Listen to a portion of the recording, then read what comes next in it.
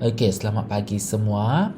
Okey, jadi untuk sesi PDPR 27 Julai 2021, okey, cikgu akan buat secara luar talian, okey, secara offline kerana pada hari ini cikgu mengikuti kursus. Okey, jadi cikgu tidak dapat membuat kelas secara dalam talian. Jadi cikgu telah sediakan rakaman ini.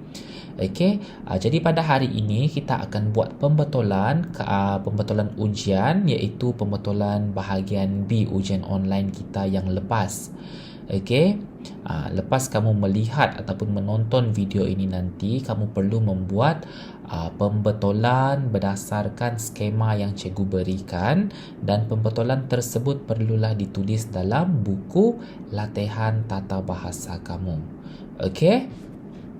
Baiklah, kita akan mulakan dengan soalan 1, iaitu soalan morfologi. Okey, dalam soalan 1, morfologi, soalan minta kita untuk kenal pasti kata terbitan, 3 kata terbitan dalam petikan, kemudian membina ayat daripada kata terbitan tersebut. Okey, apa itu kata terbitan? Kata terbitan ialah bentuk perkataan yang dihasilkan melalui proses pengimbuhan, iaitu proses yang menggandingkan imbuhan pada kata dasar. Kita telah pelajari kata terbitan sewaktu sesi PDPR yang lepas. Kata terbitan adalah perkataan yang menerima imbuhan. Imbuhan pula dibahagikan kepada 4 jenis, iaitu kita ada imbuhan awalan, akhiran, apitan dan sisipan. Untuk jawapan kamu boleh rujuk skema jawapan yang cikgu berikan nanti. Seterusnya soalan yang kedua pula ialah soalan sintaksis. Dalam soalan sintaksis ini, soalan meminta kamu untuk menukarkan ayat majmuk kepada ayat tunggal. Ayat tunggal ialah ayat yang mengandungi satu subjek dan satu predikat.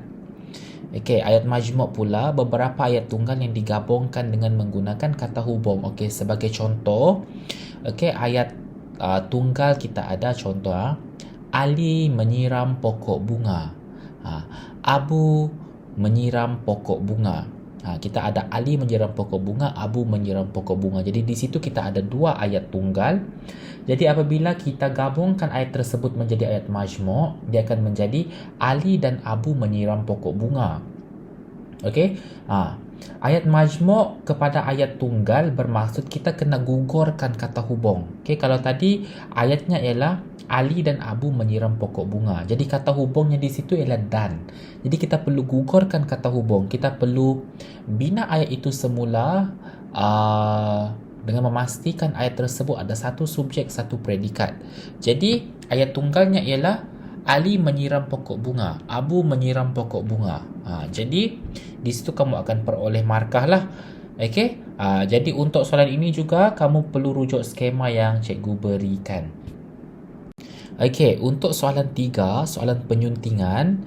Yang ini kamu kena baca arahan soalan, kemudian kenal pasti kesalahan dan buat pembetulan. Ingat, kamu mesti buat dalam bentuk jadual. Contoh, kalau dalam soalan ada 4 petikan, maksudnya kamu kena buat 4 jadual juga. Petikan 1, kesalahan pembetulan. Kemudian kamu kemukakan apakah kesalahan dan apa pembetulannya. Kemudian petikan 2 juga sama, kesalahan pembetulan sampailah habis petikan tersebut. Ingat, 1 petikan, 1 jadual. Pastikan kamu nyatakan apa kesalahan dan kemudian kamu nyatakan apakah pembetulan bagi setiap kesalahan tersebut. Untuk soalan 4 pula, iaitu soalan bahasa Melayu standard. Dalam bahasa Melayu standard, kita perlu mematuhi beberapa perkara. Antaranya, susunan ayat perlulah dikekalkan. Kita tak boleh mengubah bentuk ayat tersebut. Yang hanya kita perlu buat ialah kita hanya perlu mengalihkan bahasa klasik kepada bahasa Melayu moden ataupun bahasa Melayu standard. Yang kedua, bahasa istana tidak boleh diubah. Bahasa istana perlu dikekalkan. Contoh, kalau bahasa istana dia gunakan baginda, kekalkan baginda, tak boleh diubah.